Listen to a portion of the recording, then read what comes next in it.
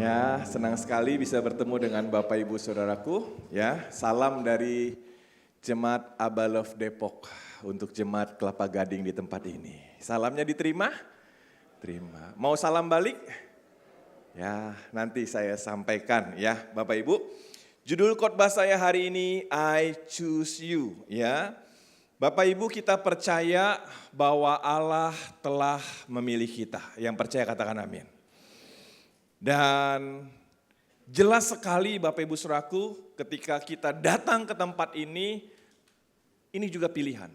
Dan bilang kanan kirinya, pilihan kamu sudah benar. Kenapa? Karena kita memilih datang ke tempat ini untuk beribadah bersama-sama dengan keluarga Allah untuk menyembah Allah dalam roh dan kebenaran. Dan hari ini Allah juga memberikan pilihan kepada kita. Mari kita baca Bapak Ibu Saudaraku dalam Ulangan pasal 30 ayat 19. Sama-sama kita baca 2-3. Aku memanggil langit dan bumi menjadi saksi terhadap kamu pada hari ini.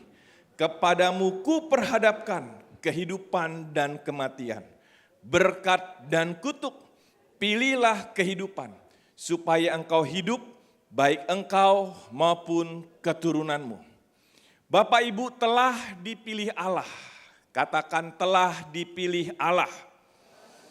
Dan hari ini Allah menyajikan kepada Bapak Ibu sebuah juga pilihan.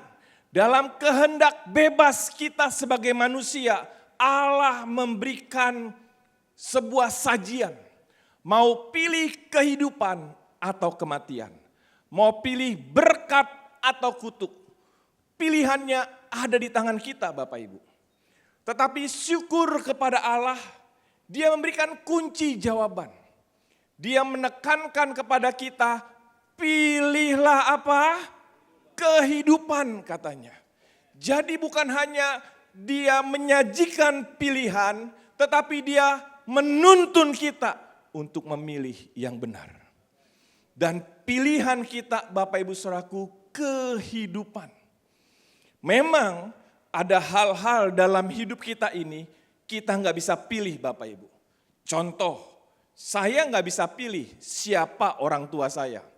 Ada Bapak Ibu di sini bisa pilih waktu lahir, kemudian lihat, waduh model bapak mama gue kayak gini. Nggak mau switch, nggak bisa Bapak Ibu. Saya juga nggak bisa memilih waktu Abiel, Heaven, Hani lahir ke dalam dunia ini melalui rahim istri saya. Waktu mereka lahir Bapak Ibu Saudaraku, tentu satu demi satu. Enggak sekaligus. Bapak Ibu saya nggak bisa pilih. Saya nggak bisa pilih modelnya kayak apa.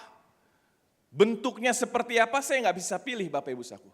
Tapi ada banyak sekali dalam hidup kita. Allah memberikan pilihan kepada kita. Bahkan Bapak Ibu Saudaraku, saya yang tadinya tidak punya pilihan bapak jasmani yang seperti apa yang saya punya. Tapi syukur kepada Allah. Dalam firman-Nya dikatakan waktu saya memilih Yesus. Maka pada saat itu Bapak Ibu Saudaraku, saya menjadi anak Bapa di surga. Karena barang siapa yang percaya kepada Yesus diberi kuasa, katakan kuasa. Supaya menjadi anak-anak Allah. Jadi Bapak Ibu, hari ini karena pilihan kita kepada Yesus Kristus sebagai Tuhan dan Juru Selamat, kita punya Bapa yang sempurna, punya Bapa yang baik, punya Bapa yang tidak pernah melukai kita, punya Bapa yang rancangannya adalah rancangan yang sempurna, bahkan rancangannya jauh lebih tinggi daripada rancangan kita. Jadi Bapak Ibu Saudaraku, Allah itu Allah yang baik Bapak Ibu. Dia memberikan kepada kita Bapak Ibu Saudaraku kehendak bebas. Saya kasih contoh Bapak Ibu pintu ini. Memang agak susah menggambarkannya, tapi paling enggak Bapak Ibu nanti waktu saya jelaskan mendapat sedikit gambarannya. Jadi Bapak Ibu Saudaraku, kita bisa pilih. Apakah kita mau masuk kepada pintu ini? Dan itu disebut kehendak bebas. Katakan kehendak bebas. Atau kita masih mau stay di luar. Tapi begitu kita sudah masuk Bapak Ibu. Maka waktu kita lihat pintu itu tulisannya menjadi pilihan. Artinya begini, dalam kehendak bebas kita, kita bisa memilih Tuhan Bapak Ibu. Tapi waktu kita sudah masuk dalam ruangan itu, waktu kita sudah lihat ke pintu itu, tulisan dari balik sisinya berkata, pilihan Tuhan. Bapak Ibu nangkep maksud saya? Jadi Allah yang sama memilih Paulus, memilih Bapak Ibu. Allah yang sama memanggil Paulus, hari ini Allah yang sama juga memanggil Bapak Ibu. Bahkan dikatakan Paulus cerita tentang dirinya. Dalam Galatia 1 ayat 15 saya bacakan. Tetapi waktu ia yang telah memilih aku. Sejak kapan katanya? Sejak kandungan ibuku. Dan memanggil aku oleh apa? Kasih karunia-Nya. Bapak Ibu, Saulus dipilih Tuhan menjadi Paulus. Bukan waktu perjumpaan. Dalam perjalanan dia itu saja Bapak Ibu. Tapi sejak dalam kandungan Allah telah memilih dia. Dan kalau Allah telah memilih Bapak Ibu saku, hari ini dia kasih juga pilihan kepada Bapak Ibu. Apakah engkau mau di sisi dia, mau di pihak dia, atau kita memilih yang lain. Dan hari ini mari kita lihat Bapak Ibu saku, Paulus juga menulis kepada jemaat di Tesalonika. Sama-sama kita baca 1 Tesalonika 1 ayat yang keempat, 2, 3.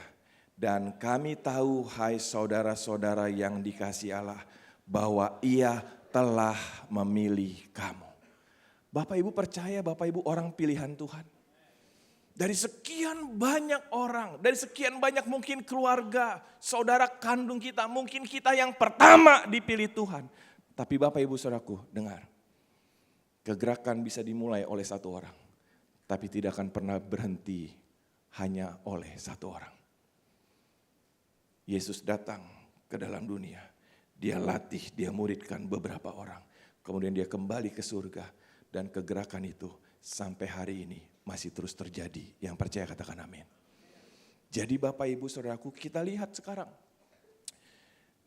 Kita perlu selaraskan pandangan kita, penting terlebih dahulu. Karena bagaimana cara kita memandang diri kita Bapak Ibu Saudaraku akan menentukan juga bagaimana cara hidup kita. Kalau kita memandang diri kita berharga di mata Tuhan, kalau kita memandang diri kita orang pilihan Tuhan, maka saya percaya hidup kita tidak akan sembarangan. Maka kita percaya Bapak Ibu Saudaraku hidup kita akan makin mencari. Bahkan firman Tuhan bilang usahakanlah, carilah apa kehendak Tuhan dalam hidupmu. Karena engkau orang pilihan Tuhan, ada maksud yang spesifik, ada maksud yang khusus. Waktu saya dipilih Tuhan di antara keluarga saya Bapak Ibu, saya 3 bersaudara, saya anak bungsu. Waktu Tuhan pilih saya Bapak Ibu saku, saya percaya sejak dalam kandungan, tapi waktu saya SMA saya memilih Tuhan. Dan waktu itu terjadi saya mengalami hidup baru. Dan Bapak Ibu saudaraku singkat cerita, Bang Mika lahir baru, Abang Yersia lahir baru. Dan akhirnya papa, mama, kami juga lahir baru. Kenapa Bapak Ibu saudaraku? Karena bisa dimulai dari satu orang, tapi akan berlanjut dengan banyak orang.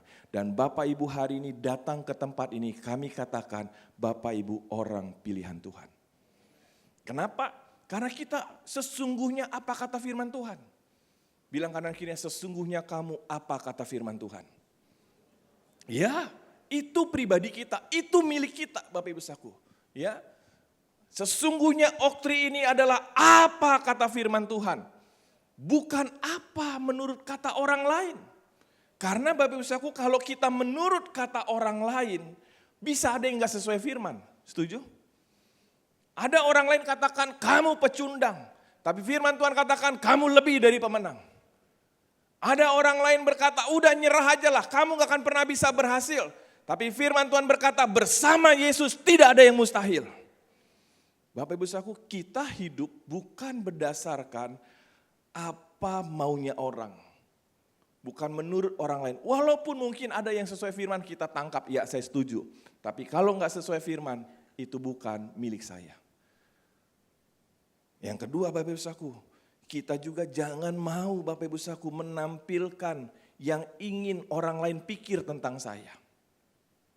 Kenapa?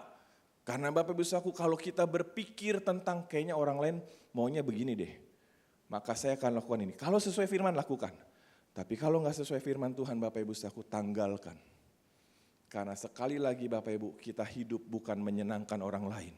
Kita hidup menyenangkan Tuhan. Amin Bapak Ibu. Kita hidup menyenangkan Tuhan. Firman Tuhan bilang Bapak Ibu, apa gunanya kita mendapatkan seluruh isi dunia ini. Tapi Bapak Ibu Saudaraku, waktu kita datang kepada Tuhan dan Tuhan berkata, mengapa rencanaku tidak kau lakukan? Sia-sia Bapak Ibu. Tapi Bapak Ibu Saudaraku, yang sesungguhnya saya ada, apa kata firman. Tahukah Bapak Ibu, kita hari ini gak terjadi tiba-tiba. Kita hari ini karena bentukan dari masa lalu, setuju? Apa yang terjadi dalam hidup saya hari ini Bapak Ibu Saudaraku dibentuk dari masa lalu. Ada yang sesuai firman. Karena saya Bapak Ibu Saudaraku banyak dimuridkan, banyak berjumpa dengan kebenaran dan akhirnya kalau hari ini saya ada itu karena anugerah Tuhan.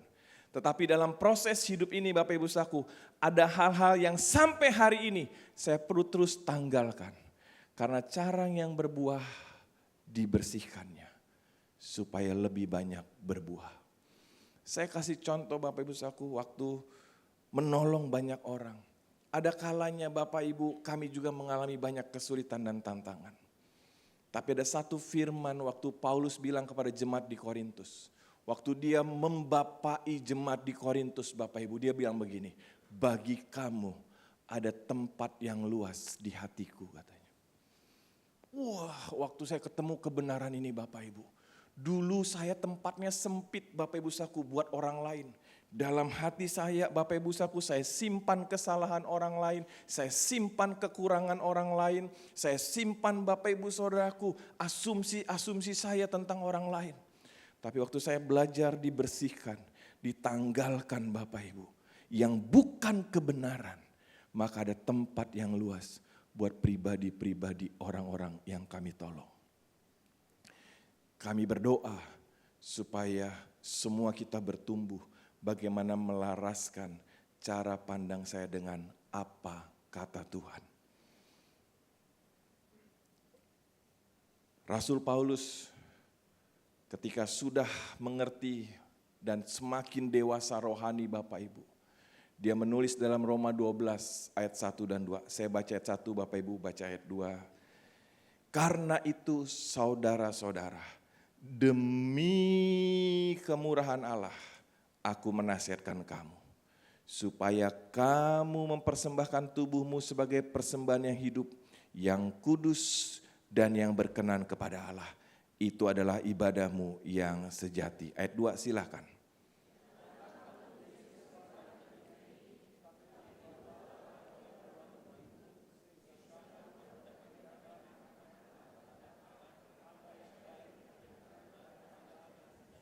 Puji Tuhan. Rasul Paulus Bapak Ibu, ayat 1 sama 2 itu gak bisa dipisahkan Bapak Ibu Saudaraku. Bahkan sama ayat sebelumnya juga. Jadi Bapak Ibu kita lihat, mengapa dalam mempersembahkan tubuh dikaitkan juga oleh pembaharuan pikiran. Karena dalam bahasa yang lain pembaharuan budimu ini artinya juga pembaharuan pikiran. Katakan pikiran. Bapak Ibu percaya pikiran kita ini menentukan tingkah laku kita? Pikiran kita ini Bapak Ibu Saudaraku katanya pertempurannya itu di pikiran. Saya kasih contoh Bapak Ibu. Kemarin kita tentu melihat ada gempa, betul? Di Thailand. Dan ada gedung yang runtuh. Kita berduka dengan korban-korban itu Bapak. Tapi saya mau tanya, yang membuat runtuh gedung itu, gempanya atau karena pondasinya? Pondasinya. Gempa yang membuat runtuh karena apa? Pondasinya. Pondasinya enggak kuat Bapak Ibu. Banyak kita menyalahkan gempanya, menyalahkan badainya. Padahal firman Tuhan bilang, orang yang bangun di atas batu, sekalipun badai itu datang, enggak akan rusak Bapak Ibu. Tapi orang yang bangun di atas apa katanya? Pasir. Maka roboh dan hebat kerusakannya. Waktu di luar gempa, situasi bisa berubah. Tapi selama yang di dalam kita punya pondasi dalam Tuhan kuat. Saya mau katakan Bapak Ibu, kita nggak akan pernah terpengaruh. Kita nggak akan roboh.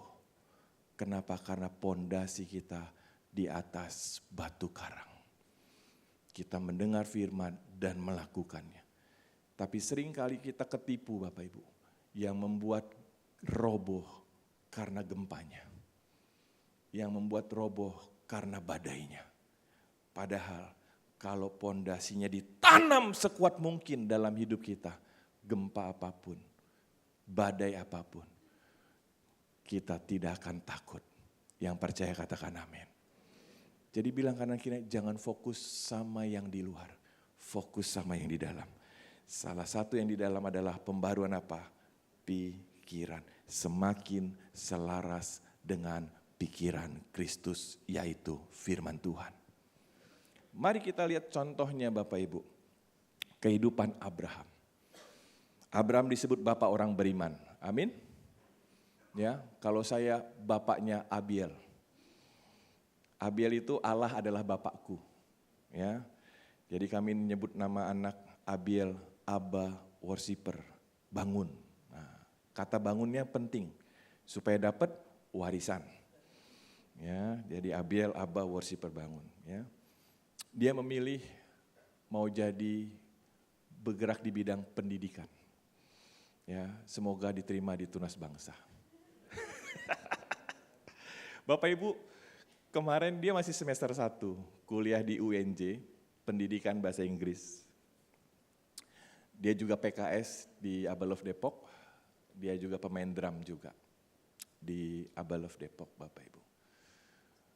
Syukur kepada Allah, kemarin saya ngobrol-ngobrol, dia bilang, "Pah, IP ku 4, wih senang." Ya, tapi juga yang lebih senang dia memuridkan orang lain.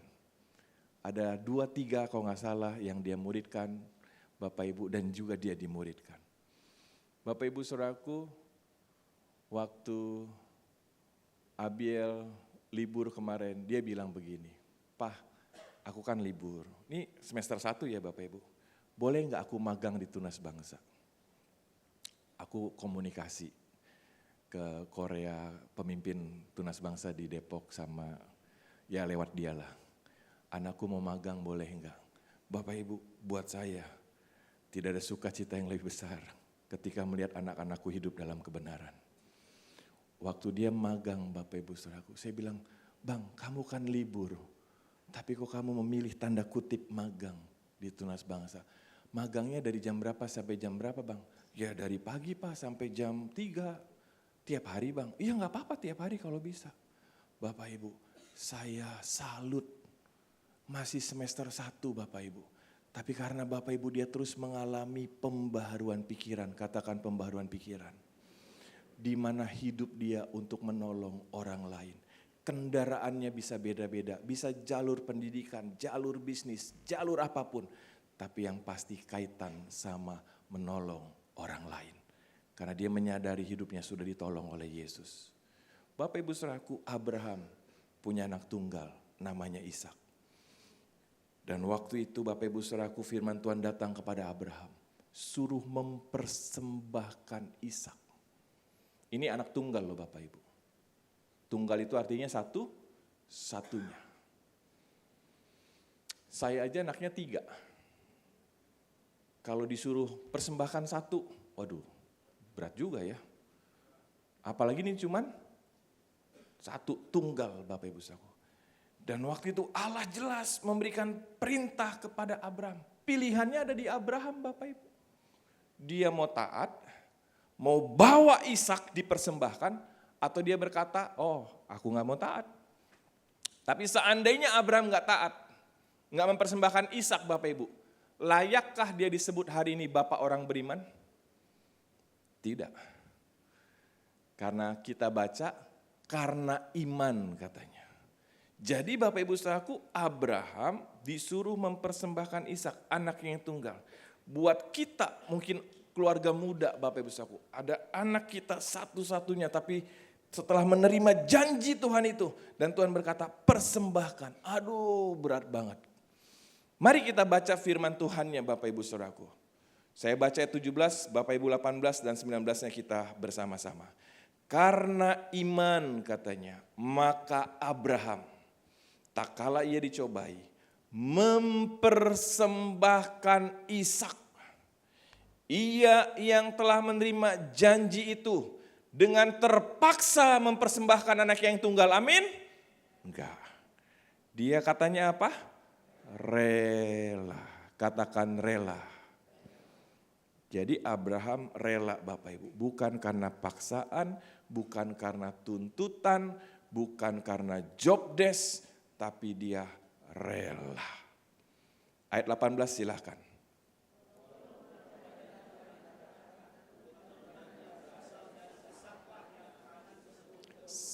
Sama-sama ayat 19, 23. Karena ia berpikir bahwa Allah berkuasa membangkitkan orang-orang sekalipun dari antara orang mati. Dan dari sana ia seakan-akan telah menerimanya kembali. Mungkin buat kita pasti beratlah mempersembahkan anak yang tunggal. Tapi lihat pikiran Abraham Bapak Ibu. Pikiran Abraham, kenapa dia rela mempersembahkan Ishak? Karena dia kenal Allahnya. Bahwa Allah sanggup, katakan sanggup. Sekalipun Ishak nanti mati katanya karena dipersembahkan. Tapi Allah sanggup membangkitkan Ishak dari dunia orang mati. Lihat, karena dia punya pikiran. Pikiran yang dia punya tentang Allah bukan tiba-tiba muncul Bapak Ibu. Pasti karena pengenalan. Kenapa? Karena dia menantikan Ishak berapa tahun Bapak Ibu Saudaraku? 25 tahun menantikan Ishak lahir. Makanya dia kenal bahwa kalau Allah yang berjanji dia pasti genapi. Dan waktu dia diminta mempersembahkan Ishak Bapak Ibu. Dia kenal Allahnya. Bahwa bagi Allah tidak ada yang mustahil. Jadi Bapak Ibu Saudaraku, waktu kita mempersembahkan tubuh kita, ada kalanya kita perlu berkorban.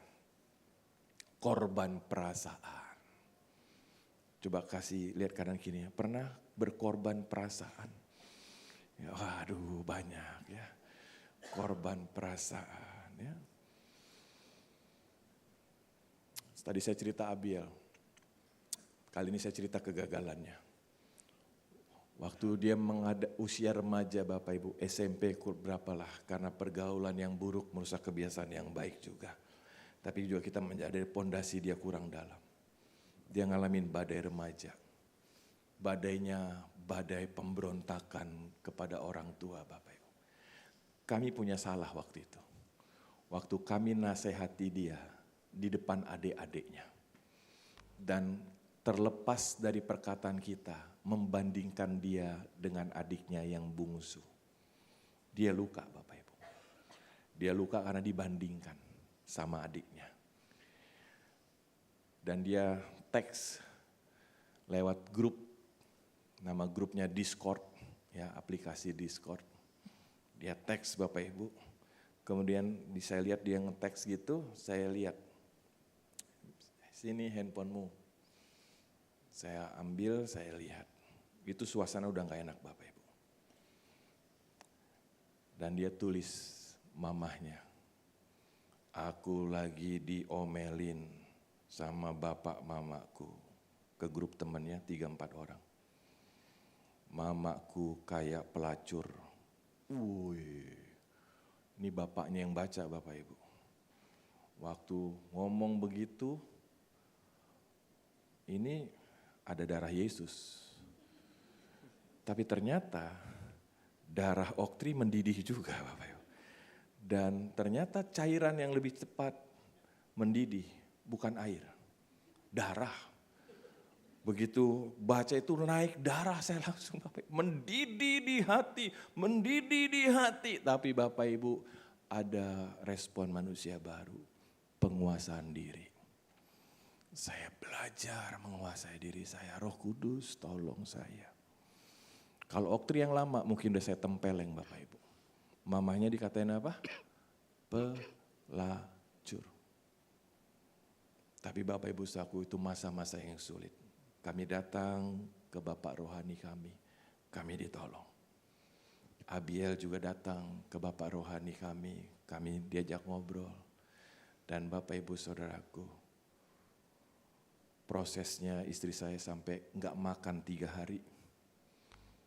Puasa. Kami berdoa, Tuhan kami mau rebut Abiel dari badai pemberontakannya. Jangan dia diseret dari badai pemberontakannya Tuhan. Tapi biar Tuhan dia ditarik oleh kasih karunia-Mu. Kami mengampuni dia. Kami mengasihi dia. Kami terima dia apa adanya. Bukan ada apanya. Waktu saya ketemu kebenaran itu Bapak Ibu. Saya mengalami pembaruan pikiran. Bahwa saya pahlawan bagi anak saya. Istri saya pahlawan bagi anak-anak kami. Karena pahlawannya jangan take it personal. Iya, dia katain kami it's okay. Tapi kami gak mau kena Bapak Ibu. Karena firman Tuhan bilang, orang tua itu apa? Pahlawan. Bagi siapa? Anak-anaknya. Dengar Bapak Ibu, mungkin kau keluarga muda, anak-anakmu masih kecil-kecil. Kau pahlawan bagi mereka. Ketika ada pemberontakan, status pahlawan saya bagi anak-anak saya tidak berubah. Yang percaya katakan amin. Saya tetap pahlawan bagi dia Bapak Ibu. Saya tetap pahlawan bagi anak-anak saya. Dan saya belajar saya yang makin berubah. Makin berubah. Hari ini kalau mungkin kau bergumul terhadap sesuatu. Bapak Ibu persembahkanlah tubuhmu. Artinya apa? Ada pembaharuan pikiran. Tuhan apa yang saya harus berubah. Dan puji Tuhan Bapak Ibu. Kalau hari ini Abiel Bapak Ibu saudaraku bisa memuridkan orang. Bisa menolong orang. Berfungsi sebagai PKS dan melayani Tuhan. Saya katakan itu anugerah. Badainya sudah dilewati. Bisa ada lagi enggak Pak badai yang datang nanti? Bisa. Tapi kami berdoa pengalaman bagaimana dia mengalami unconditional love itu. Pengalaman bagaimana dia dikasihi apa adanya. Pengalaman bagaimana dia dididik, dimuridkan dengan kasih dan kebenaran. Itu menolong dia. Supaya ketika dia menghadapi badai-badai yang lain Bapak Ibu. Dia seperti Ishak. Dia mau taat. Walaupun hidupnya dipersembahkan. Bapak Ibu saudaraku, Abraham sederhana pikirannya.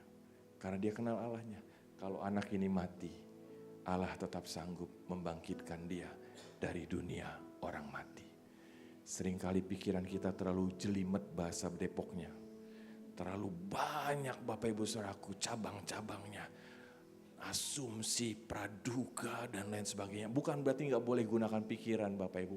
Perlu, harus. Tapi pikiran kita harus ditaklukkan kepada pikiran Kristus. Yang percaya katakan amin. Saya kasih contoh ilustrasi yang terakhir Bapak Ibu saudaraku. Mari kita baca ayatnya dulu. 2, 3. Tetapi dalam semuanya itu kita lebih daripada orang-orang yang menang oleh Dia yang telah mengasihi kita. Bapak Ibu percaya kita lebih dari pemenang? Syarat disebut pemenang, yang pertama harus bertanding. Setuju? Maka saya kasih contoh ini pertandingan tinju. Pak Berry boleh maju ke depan. Ya, dari sudut biru, Berry. Saya dari sudut merah, ya feedback nih. Boleh naik ke atas supaya gak feedback kita. Oke. Sudut. Kira-kira menang siapa Bapak Ibu? Ya, jadi Bapak Ibu saudaraku kita lebih dari apa? Pemenang. Jadi hari ini kita tentukan seperti kata firman Tuhan. Pemenangnya Berry. Pemenangnya siapa? Sudah ditentukan dari awal. Sebelum bertanding. Ya, sebelum bertanding sudah ditentukan Berry pemenangnya. Walaupun saya juara dunia kelas berat. Tapi karena sudah ditentukan Berry pemenangnya, maka yang pasti menang siapa? Berry. Yang kedua Bapak Ibu saudaraku, wasitnya. Wasitnya tentu Bapak Penatua. Kak Billy. Dan wasitnya di pihak Berry. Karena Bapak Ibu Saudaraku, wasitnya sangat mengasihi Berry. Ya. Jadi wasitnya berkata, aku di pihak Berry. Berapa persen? 100%. Jadi kalau saya mau pukul Berry, wasitnya berkata, stop.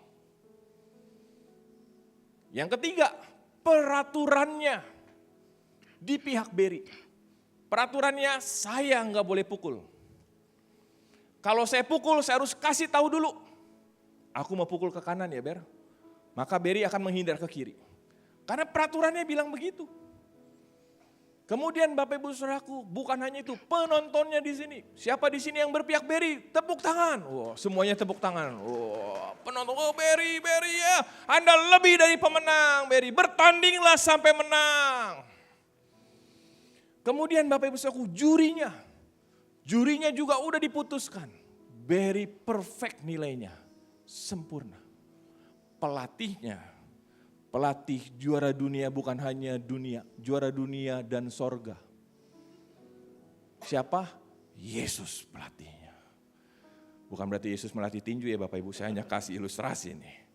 Jadi Bapak Ibu Saudaraku, sebenarnya yang perlu Berry lakukan, memilih untuk bertanding.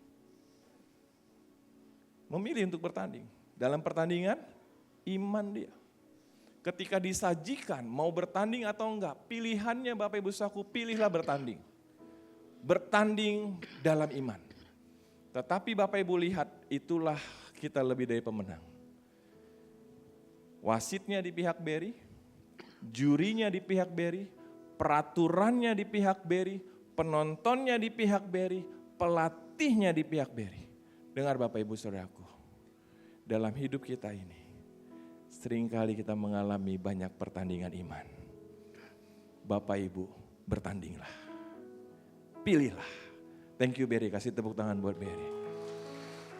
Pilihlah Bapak Ibu. Bertandinglah. Persembahkanlah yang terbaik. Saya undang teman-teman tim penyembahan bisa maju ke depan. Saya berdoa Bapak Ibu Saudara. Ketika disajikan pilihan sama Tuhan. Dia Bapak yang baik, dia bisa berkata gini, nakku, taatlah, lakukanlah ini. Dan lakukanlah dengan rela, karena engkau mengasihi aku. Bukan karena yang lain.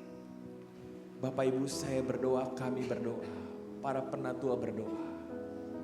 Supaya Bapak Ibu berkata, ya Tuhan, aku akan lakukan itu.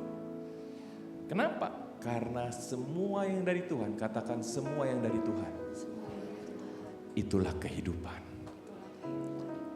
Semua yang dari Tuhan Bapak Ibu. Itu kehidupan. Rohlah yang memberi hidup. Daging sama sekali tidak berguna. Bapak Ibu, kami berdoa. Supaya Bapak Ibu terus memilih hidup sesuai firman Tuhan. Mari kita bangkit berdiri. Dan mari kita nyanyikan lagu ini. Betapa ajaib dan dahsyatnya Tuhan kejadianku. Kau menenun diriku serupa gambaranmu.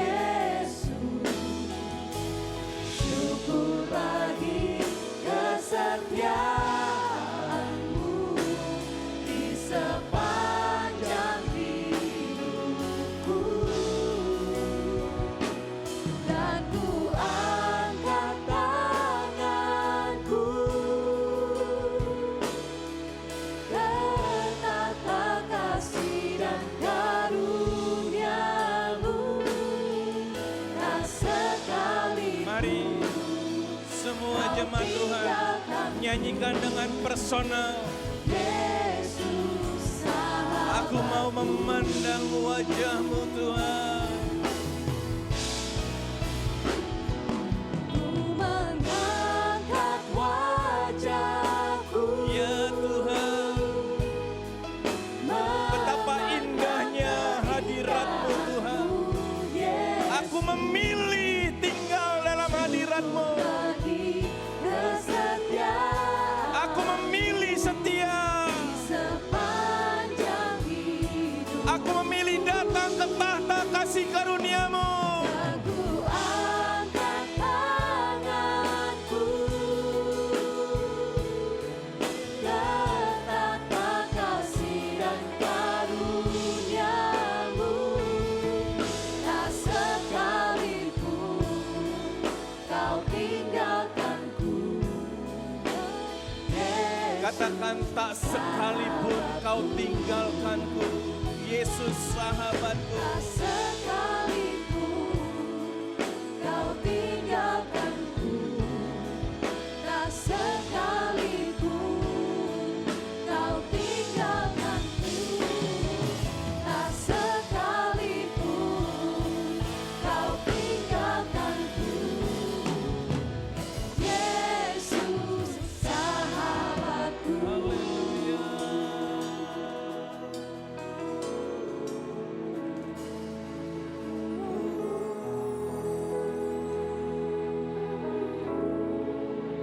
Allah telah memilihmu sejak dalam kandungan ibumu. Pilihlah dia Bapak Ibu. Pilihlah kebenarannya. Pilihlah hadiratnya. Pilihlah kasihnya. Pilihlah kuasanya. Pilihlah ketaatan. Pilihlah mungkin jalan yang sulit, yang disebut pengorbanan. Tapi Bapak Ibu dengar,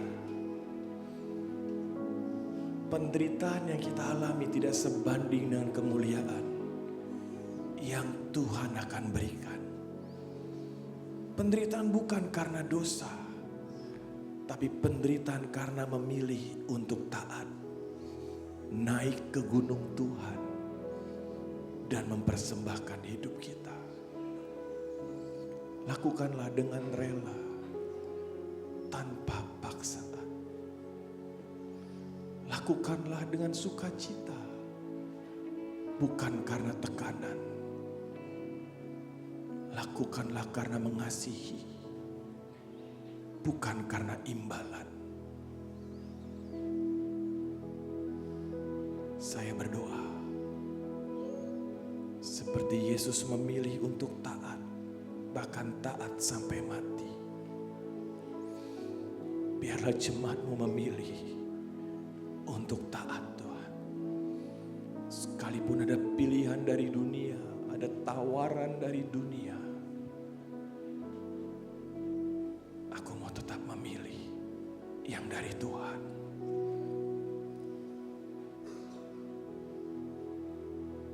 Hamba-Mu berdoa buat mereka yang sedang bergumul Tuhan. Ada dalam situasi badai, ada dalam situasi goncangan. Tapi karena mereka telah menerima kerajaan yang tidak dapat tergoncangkan itu, mereka akan bisa melewatinya. Engkau pondasi kami Tuhan. Kuatkan jemaat-Mu. Jika ada yang mau menyerah, kalau sebentar kami akan makan dan minum seperjamuan dengan Engkau. Biar ada perjumpaan dengan kasih-Mu. Supaya yang tadinya ingin menyerah, tapi mereka berkata, segala perkara dapat kutanggung di dalam Kristus Yesus.